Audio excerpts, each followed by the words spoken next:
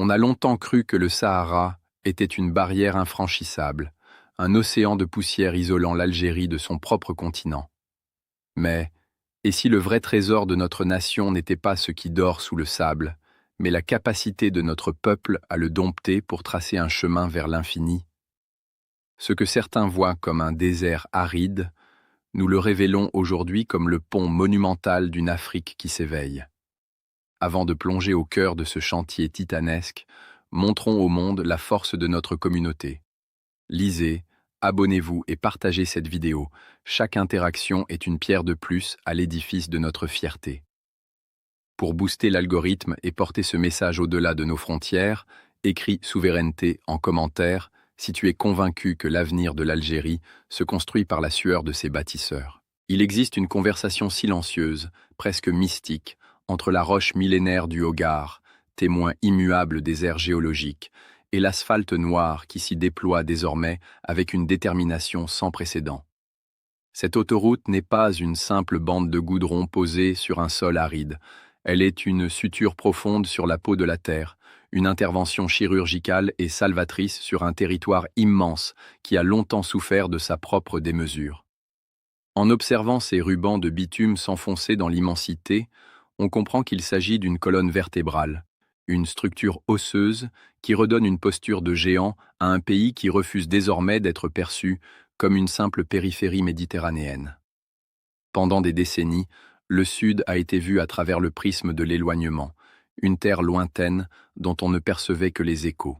Aujourd'hui, en plongeant vers Tamanrasset et Inguezam, nous ne cherchons plus seulement à extraire mécaniquement des richesses pour alimenter des comptes lointains, mais à insuffler une vie nouvelle, une circulation sanguine et économique à des sols qui attendent depuis des siècles de porter le poids d'une ambition mondiale. Le désert, dans sa splendeur brutale, n'est plus une barrière, mais le socle d'une nouvelle dignité nationale. Chaque kilomètre de cette route est une déclaration de guerre contre la fatalité de la rente pétrolière. Trop longtemps, nous avons été suspendus aux fluctuations des bourses mondiales, le regard tourné vers le haut pour guetter le prix du baril. Mais en posant ses fondations au cœur du Sahara, l'Algérie change de paradigme. Elle passe du statut de consommateur de ressources à celui de bâtisseur de destin. C'est un acte de foi envers notre propre terre. Nous affirmons que notre valeur ne réside pas uniquement dans ce que nous brûlons, mais dans ce que nous construisons. Cette infrastructure est une promesse que notre avenir ne dépendra plus des vents capricieux de l'économie mondiale, mais de la solidité physique de notre ancrage africain. En reliant le nord productif aux profondeurs stratégiques du Sahel, nous redéfinissons notre identité géographique. Nous ne sommes plus seulement le balcon de l'Afrique sur la Méditerranée. Nous devenons le cœur battant du continent, le point de convergence où les flux de marchandises, d'idées et d'énergie se rencontrent pour redessiner l'équilibre géopolitique mondial. La Terre ici possède une mémoire, celle des caravanes qui, jadis, tissaient des liens entre les empires. En bitumant ces pistes historiques, nous ne faisons pas que moderniser un trajet, nous restaurons une noblesse ancienne en lui donnant les moyens du futur. Le passage d'une économie de rente à une économie de bâtisseurs est une révolution mentale avant d'être technique. C'est accepter que la richesse se trouve dans l'effort de la transformation, dans la capacité à dompter les éléments les plus hostiles pour en faire des alliés. Le Hogar, avec ses montagnes de granit rose et ses pics volcaniques, regarde passer les engins de chantier avec une curiosité séculaire. Il voit ces hommes et ces femmes qui, au lieu de simplement creuser pour puiser, étalent pour relier. Cette approche change tout. Elle transforme le citoyen algérien d'un spectateur des dividendes pétroliers en un acteur du développement territorial. La route devient alors une épopée humaine où chaque grain de sable stabilisé représente une victoire de la volonté sur la passivité. C'est une méditation sur la souveraineté. Posséder un territoire n'est rien si l'on ne l'habite pas, si l'on ne le traverse pas, si l'on ne le fait pas vibrer par l'activité humaine. En descendant vers le sud, le paysage nous impose une introspection. Le silence du Sahara est trompeur. Il cache le murmure des richesses minérales, du fer de Gara Djebilet aux gisements d'or et de métaux rares qui attendent leur heure. Mais cette autoroute dit au monde que ces richesses ne seront plus exportées à l'état brut, comme des morceaux d'un corps démembré. Elles circuleront sur nos propres routes, seront transformées dans nos propres zones industrielles sahariennes et alimenteront une croissance que nous aurons nous-mêmes orchestrée.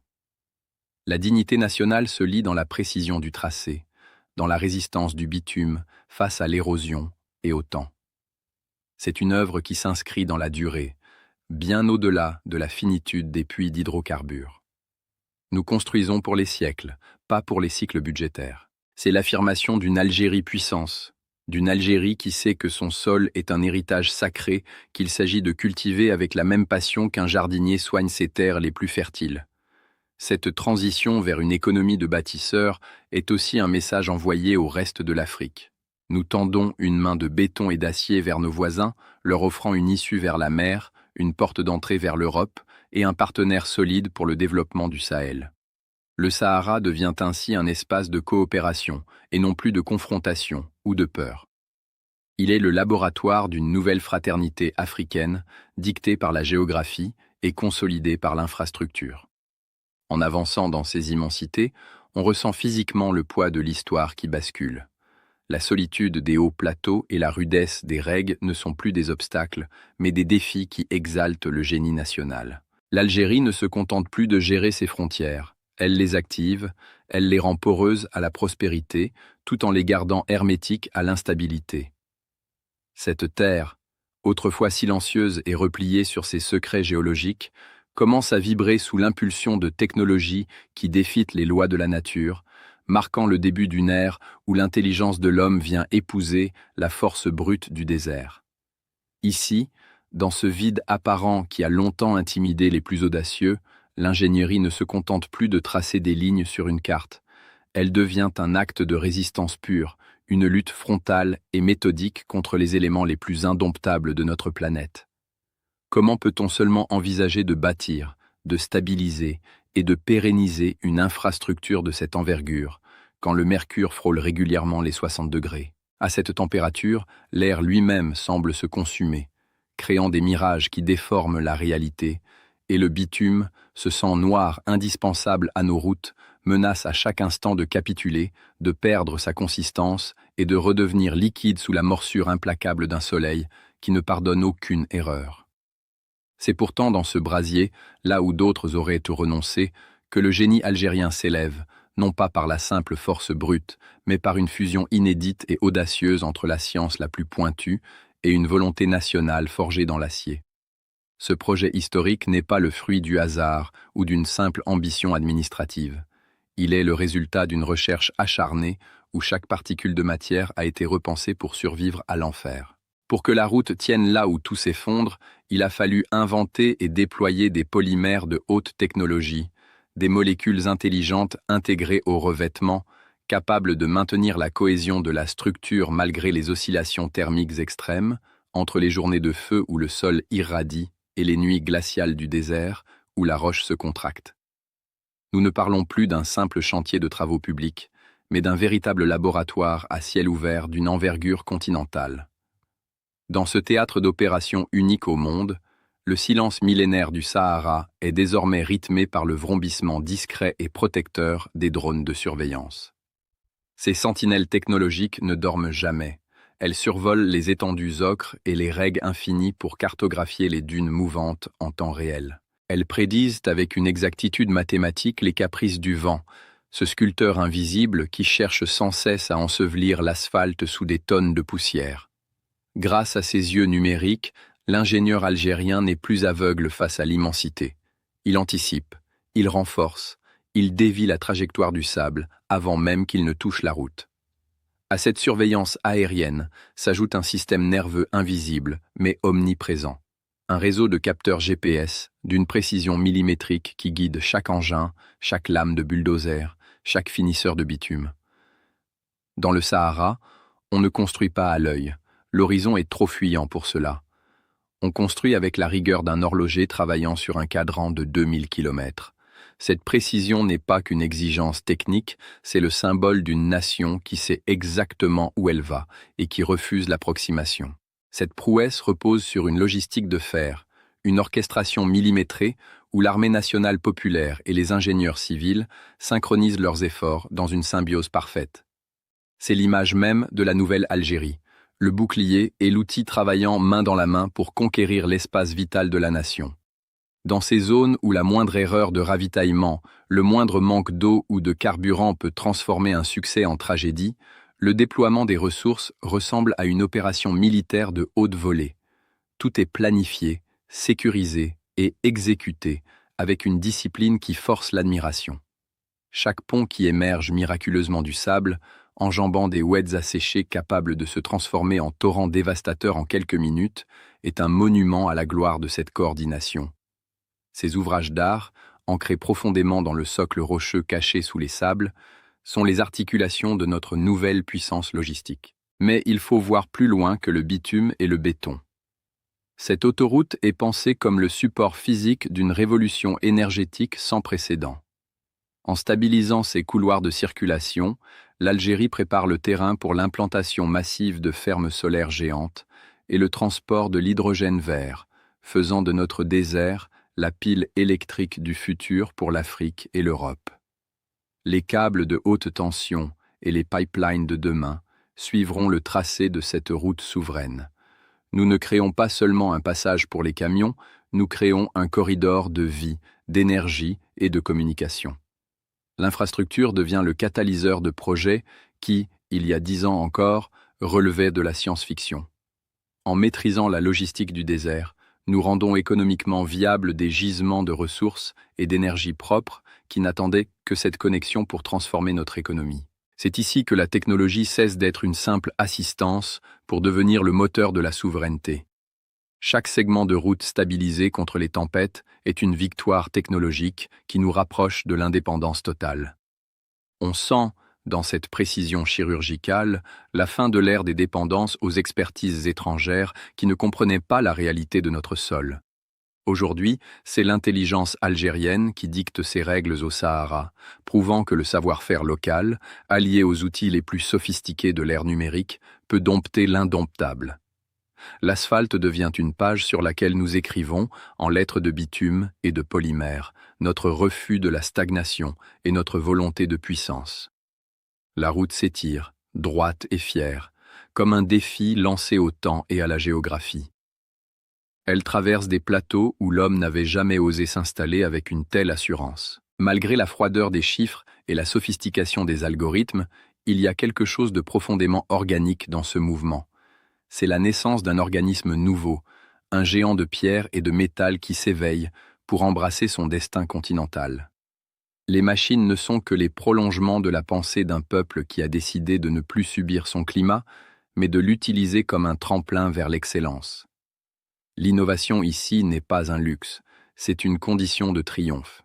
Elle est le langage avec lequel nous dialoguons désormais avec le monde, un langage de faits accomplis et de réalisations concrètes qui ne souffrent aucune discussion.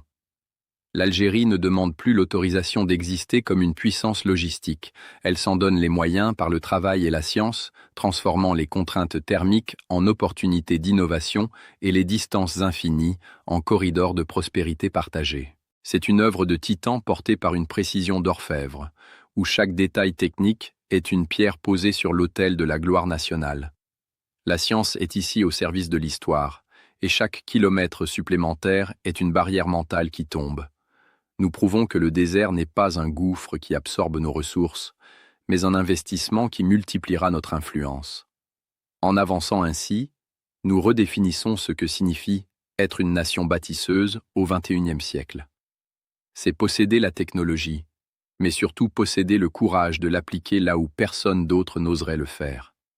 Mais derrière ces machines imposantes, derrière les écrans de contrôle et les calculs de résistance, bat avec une force inouïe le cœur d'une génération qui a décidé de ne plus regarder l'horizon depuis le confort relatif de la côte. Une jeunesse qui a compris que c'est dans l'immensité du Sud que se forge le caractère et l'avenir de la patrie. Voyez ces visages marqués par l'effort, ces épidermes tannés par la morsure du sel et du vent, ces regards qui portent en eux l'éclat d'une détermination qui ne fléchit jamais. Ce sont les visages de nos jeunes ingénieurs, de nos techniciens, de nos conducteurs d'engins venus des montagnes de Kabylie, des plaines de la Mitidja, des plateaux de l'Est et des cités de l'Oranie pour converger vers ce centre de gravité nouveau qu'est le Grand Sud. Il faut comprendre l'ampleur du basculement psychologique qui s'opère ici. Ces hommes et ces femmes ne sont pas là par simple nécessité alimentaire, ils ne sont pas là pour un simple salaire qui viendrait ponctuer des journées d'ennui. Ils sont les pionniers d'une conquête moderne, les héritiers d'une lignée de bâtisseurs qui ont compris que l'Algérie de demain ne se jouera plus uniquement sur la frange littorale. Pour cette génération, le Sahara n'est plus cette terre d'exil redoutée, ce lieu de punition géographique, ou ce vide qu'on ne traverse que par obligation. Il est devenu le berceau d'une prospérité nouvelle, un champ de tous les possibles où l'on vient chercher non pas seulement du travail, mais une raison d'être et de servir la grandeur nationale. C'est une rupture radicale avec le passé. L'esprit de pionnier remplace enfin l'esprit de rentier. Ces jeunes bâtisseurs transforment la solitude du désert en un chantier d'espérance. Partout où l'autoroute passe, le paysage humain se métamorphose. Là où il n'y avait que des points de passage précaires, on voit désormais poindre les prémices d'une agriculture saharienne révolutionnaire, capable de nourrir non seulement la nation, mais d'exporter vers le reste du monde. Grâce à l'accès facilité par cette colonne vertébrale bitumée, les forages profonds et les systèmes d'irrigation intelligents font jaillir le vert du milieu de l'ocre. La jeunesse algérienne redécouvre que son sol est fertile, que ses palmeraies peuvent devenir des complexes agro-industriels de pointe, et que chaque hectare conquis sur le sable est une bataille gagnée pour notre souveraineté alimentaire. L'autoroute n'est pas qu'un moyen de transport, elle est le cordon ombilical qui relie ces nouveaux pôles agricoles au centre de consommation du Nord et au marché assoiffé du Sud. En ouvrant en grand les portes du Niger, du Mali et de la Mauritanie, ces travailleurs ne construisent pas qu'une route, ils bâtissent une passerelle entre les civilisations. Ils transforment chaque village frontalier, autrefois oublié aux confins de la carte, en un futur centre névralgique, une zone franche, un port sec où les marchandises du monde entier s'échangeront sous pavillon algérien. Ce dynamisme humain est le véritable moteur de la transition économique. Dans le sillage des engins de chantier, c'est toute une économie de services qui s'installe. Des plateformes logistiques émergent, des centres de maintenance voient le jour, et des petites et moyennes entreprises locales se spécialisent dans le support à cette infrastructure géante. Cette jeunesse qui reconquiert le désert ne demande plus l'aide de l'État comme une faveur, elle crée la richesse à partir du néant apparent. Elle voit dans les mines stratégiques de fer, de phosphate et de terres rares, non plus des ressources à brader, mais des matières premières à transformer sur place, portées par cette logistique souveraine. Ce ne sont plus seulement des camions chargés de produits de consommation qui sillonnent ces routes, ce sont les espoirs concrets d'une nation qui voit enfin son immense territoire comme un outil de puissance globale. C'est un socle de granit sur lequel nous érigeons une indépendance industrielle que personne, à l'échelle internationale, ne pourra plus ignorer ou contester. L'Algérie ne se contente plus de surveiller ses frontières, elle les habite et les fait fructifier, transformant la contrainte géographique en un avantage compétitif majeur. Le sentiment de dignité qui émane de ces chantiers est palpable. Pour un jeune ingénieur, participer à la construction de l'autoroute du Sahara, c'est écrire un chapitre de l'histoire de son pays. C'est se sentir utile à une cause qui dépasse l'individu. Cette fierté est le ciment le plus solide de notre cohésion nationale. Elle réconcilie l'Algérien avec son espace, avec sa rudesse et avec sa beauté. On ne regarde plus le désert comme un obstacle, mais comme un allié de poids dans le grand jeu géopolitique. Cette conquête humaine est aussi une réponse aux défis du siècle. En occupant le territoire, en y créant de la vie et de la valeur, nous stabilisons des régions entières par le développement plutôt que par la seule force. C'est la vision d'une puissance bâtisseuse qui s'incarne dans chaque joint de chaussée, dans chaque poteau de télécommunication planté dans le reg. Cette jeunesse est en train de prouver que le génie algérien est capable de transformer une économie de subsistance en une machine de production performante, capable de rivaliser avec les plus grands hubs logistiques mondiaux. L'épopée de la précision technique rencontre ici l'épopée de la volonté humaine. Le dialogue entre la machine sophistiquée et le bras de l'homme est empreint d'une poésie nouvelle, celle de la modernité ancrée dans les racines. Les drones qui survolent les chantiers sont pilotés par des enfants du pays qui, il y a quelques années encore, n'avaient pour seule perspective que l'administration ou les hydrocarbures. Aujourd'hui, ils gèrent des flux, optimisent des trajectoires, sécurisent des convois et participent à la naissance d'une nation-continent. C'est une révolution des esprits qui précède la révolution des chiffres. Le désert est devenu le terrain de jeu de l'excellence, là où l'on teste les limites de la résistance humaine et technologique pour en sortir grandi. Cette autoroute est le témoin de cette métamorphose. Elle est le lien physique entre une histoire glorieuse de libération et un futur de construction. Elle est la preuve par l'acte que nous sommes enfin maîtres chez nous, non seulement par le droit, mais par la capacité à transformer notre héritage en une force d'attraction mondiale. Alors que le soleil se couche sur les dunes, illuminant d'un rouge sang les kilomètres de bitume fraîchement posés, on mesure le chemin parcouru. L'isolement n'est plus qu'un souvenir. Les distances, autrefois écrasantes, sont devenues des opportunités de croissance. Chaque station-service, chaque aire de repos, chaque zone industrielle qui bourgeonne le long de cet axe est une victoire contre le déclin. Nous avons repris possession de notre géographie. Nous avons transformé le Grand Sud en notre Sud, un cœur battant et productif qui ne demande qu'à s'étendre davantage. Les investisseurs internationaux ne s'y trompent pas. Ils voient dans cette route le canal de Suez de l'asphalte, une artère vitale pour les échanges entre l'Europe, le Maghreb et l'Afrique subsaharienne. Et au centre de ce dispositif, il y a l'Algérien, fier, exigeant, qui ne regarde plus ses pieds, mais fixe l'horizon avec l'assurance de celui qui possède la route. La route est tracée, le désert est vaincu, mais une question demeure dans le sillage de cette avancée historique. Maintenant que nous avons dompté l'immensité pour ouvrir les chemins du futur, saurons-nous faire de chaque étape de ce voyage le moteur d'une Algérie définitivement souveraine. L'Algérie a cessé de rêver son avenir, elle le coule dans le béton et l'acier sous un soleil de plomb. Cette autoroute géante est la preuve que nous avons repris les clés de notre destin. Mais alors que les chemins vers le cœur de l'Afrique s'ouvrent enfin sous vos yeux, posez-vous cette question. Maintenant que la route est là, quelle pierre allez-vous apporter pour que l'Algérie ne soit pas seulement un lieu de passage, mais le véritable moteur du monde de demain? A.